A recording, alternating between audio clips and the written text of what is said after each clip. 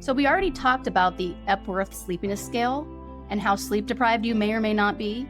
Now I want to talk about another questionnaire called the MEQ, or the Morningness Questionnaire. Again, just a questionnaire, right? It's just a written assessment, but we know that this questionnaire is very strongly correlated with biological chronotype, and that is whether you're more of a morning person or an evening person, or perhaps you're somewhere in the middle.